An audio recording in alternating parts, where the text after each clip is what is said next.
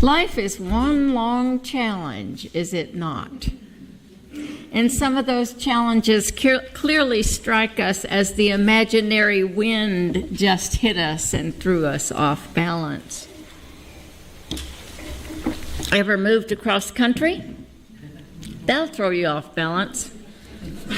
Changed your life in significant ways? Of course you have. Changes like a new job, the death of a friend or a family member, a divorce, a new child in the household, a marriage. All of those major and a whole lot of minor little disturbances, they throw us off balance. Today, I hope you'll think about how you get back in balance, or maybe explore and consider ways you forget from time to time. I must relearn a lot. As the Cannell poem reminds me, sometimes it is necessary to reteach a thing its loveliness or resilience. As I thought about balance, Anne Morrow Lindbergh's words came back to me, and a lot of stories of how people balance themselves or not. The first thing I thought about, however, was courage. It takes courage sometimes to try a new job, move to a new place, adjust to family with a new person, or missing someone no longer there. Courage, heart it takes to face and endure through a change. So I'm not talking just about suffering, as Lindbergh was, but the imbalances that occur and what we can call upon to effect our balance again. Earlier in the fall, there was a month that we focused on courage. Balance requires courage. Think of those gymnasts we enjoy watching every 4 years at the Olympics. And I was thinking about what courage it takes to do that. You know, that flip thing? I don't know what you call it. But that. I can't imagine the courage it takes to say, I'm ready to do that. Well, it takes courage to do what we have to do, that we need to do day after day, to restore our balance when we're thrown off. Courage we carry in our hearts, but courage needs friends, helpers. Maybe we were told as children or young adults to be strong, stand on your own 2 feet, not to ask for help. That doesn't always work. We all need help. We learn to get through whatever barrier we have before us, sometimes by leaning on something or benefiting from someone else's wisdom. When needed, we use crutches, canes, walkers, wheelchairs to be stable. If you've used any of these, you realize how absolutely remarkable it is to balance on these 2 legs. Just 2 legs. None of this leaning on or learning from others means that we're weak. We are courageous and strong when we know what we need. Just so we rely on our inner resources and our outer resources. And the inner resources, give them free rein. What kind of spiritual practices offer you balance? Is prayer, meditation part of your life? We live in this glorious universe, and we speak our gratitude, the common prayer. All sorts of ways that we have of being with ourselves and with the source of our strength. To be in touch with yourself. I practice yoga and other physical means of moving my body, and many of you have your own ways of practicing with your body. Try silence. It's wonderful to experience silence in this noisy world. It can be healing. Helping others through social action is a practice so important to so many of us, alone or with others, working towards justice and peace, working toward keeping this world healthy. And then there's worship, as we are doing this morning, gathered together in a religious community. Sense and accept the care of those around you this morning.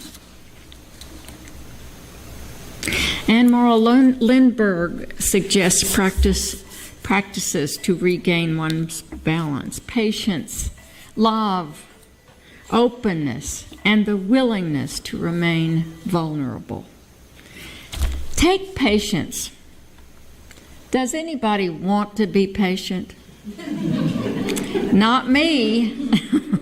When I'm out of balance, I want to get right back to stability again. Right now, I find myself extremely impatient with the world, and particularly with my own beloved country. It makes me cross. It appears to be unstable. So I do what I can for myself, for others. I practice yoga balances, have for 4 more decades. But I feel out of balance when I do the tree, which is that 1 foot in the air and my arms above me, and I begin to wobble, and I get very impatient with myself. On the other hand, when I can get hold of myself, I give myself license to wobble, and then I do better, and I can hold the pose longer. Our impatience causes a myriad of problems for us. We may treat others, those around us, people we care the most about, we may treat them badly when we're impatient. We weary with being off balance. We want this wind, this pain, whatever this is that has destabilized us. We want it to go away.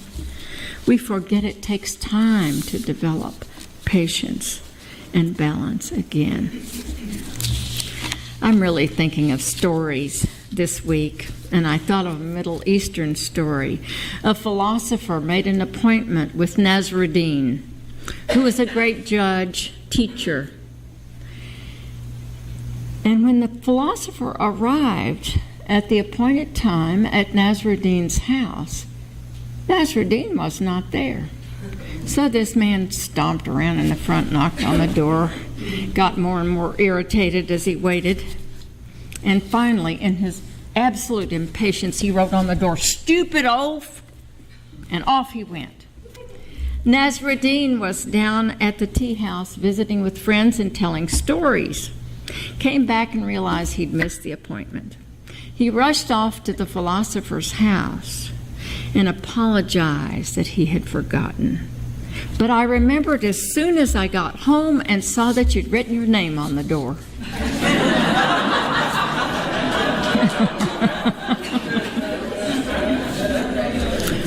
Yep, we too, though, play the stupid oaf sometimes.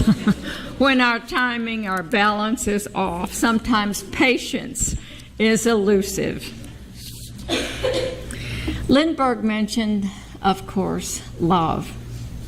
Always love, to bring about, to effect a new sense of balance. When we trust in a universe, how can we trust in this universe? And yet we do. A universe that harbors love despite the suffering. What a marvel. For despite hurricanes, death, disease, war, even folly and ignorance, that human beings practice meanness, calumny, jealousy toward each other, that love still persists in this world. That is the most remarkable element of life, that we human beings, despite all this, can still love. We find it in our families and friends. We find love in this beloved community. We find it among strangers in support groups.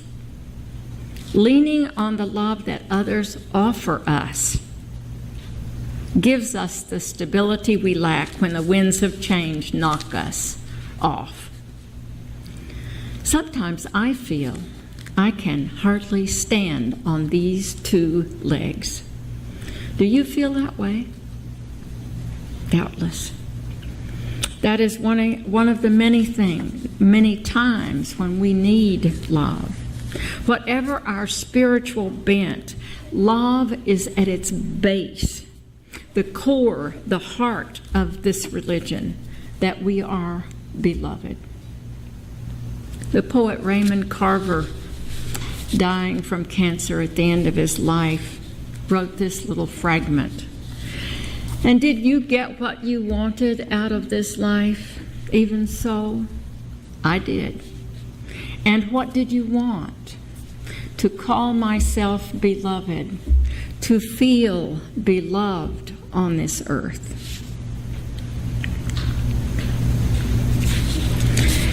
Lindbergh also mentioned openness.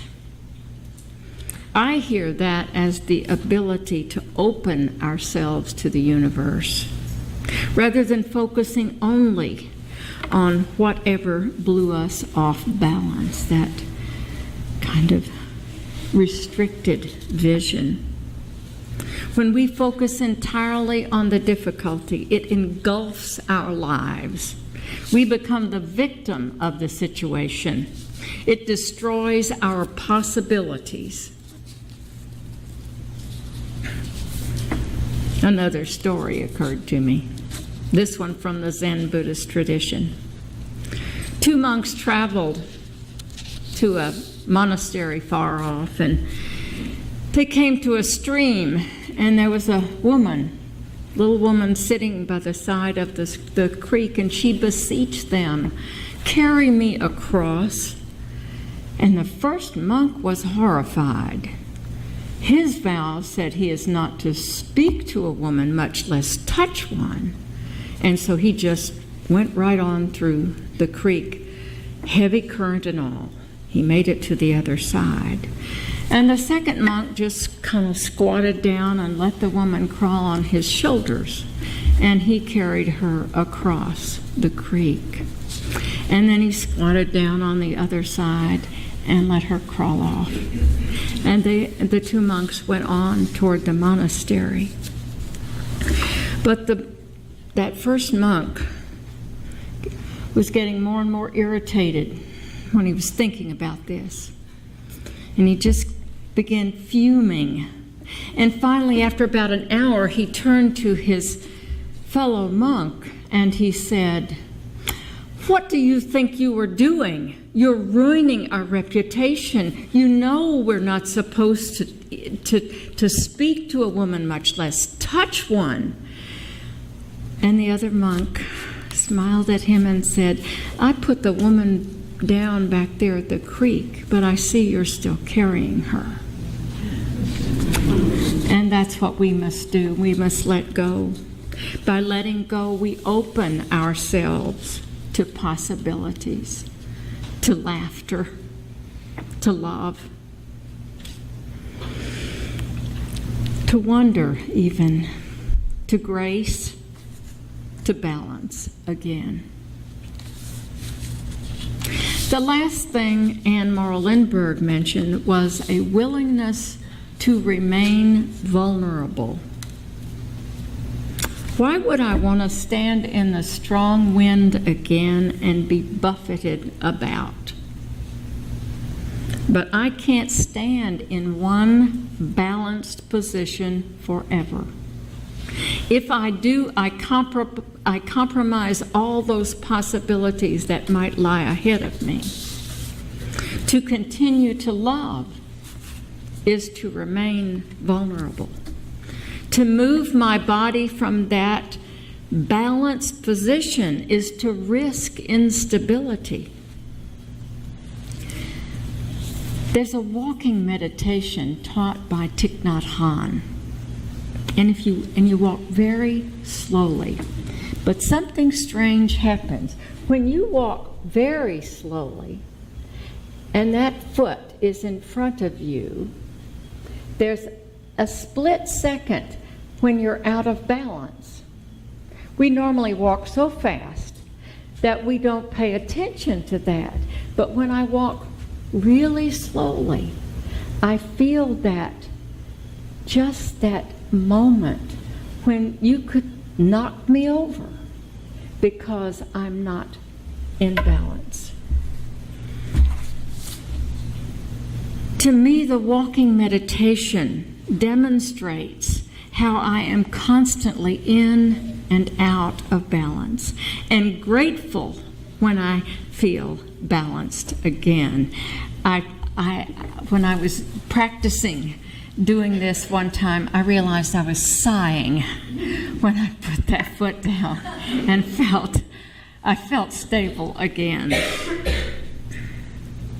If you try walking very slowly, meditatively, then you will notice this vulnerable moment.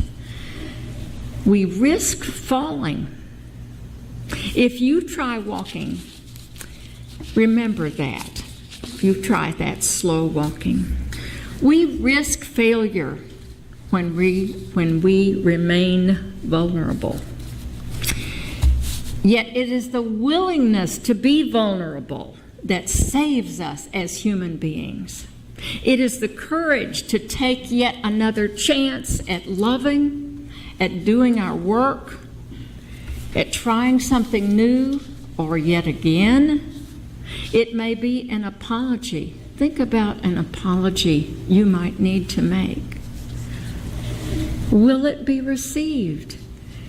You're putting yourself there. You're being vulnerable, opening yourself. One more story. This one of Jesus at the Sheep Gate pool. People went there to be healed, the blind, the paralyzed, the lame. And among them was a man who had been there. Do you remember this story? 38 years. He had sat near the pool hoping to be cured, to be well. He complained that others got in front of him and that nobody helped him. But Jesus asked just one question. Do you want to be healed? Do you want to be healed? A simple yet astute question.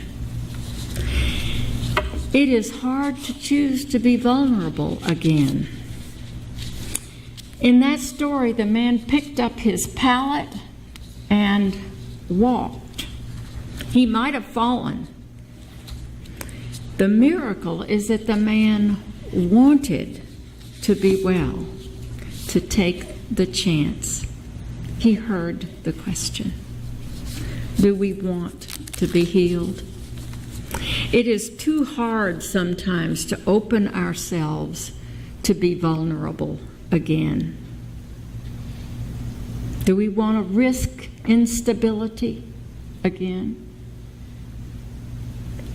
I add grace, recognizing grace to these other practices. Grace to me is both those small bits, surprises, and the enormous epiphanies that make us somehow realize how precious, how very precious is life. Some are visible, these moments of grace. Some are memories, some can be touched or held. Others simply live in our hearts and minds. Look around you this morning. If you look, you will see something of beauty, perhaps feel some sense of wonder or awe. It may be the face of someone in this room. It may be a bud in our new front garden or back there in the memorial garden, as Naomi said. Listen for laughter wherever you go. This is grace. Grace is when you feel that wonderful thing that we have, life. The miracle of being human is that we can find a balance again in our lives. Not to say it is always easy, never, but we have the capacity to do so.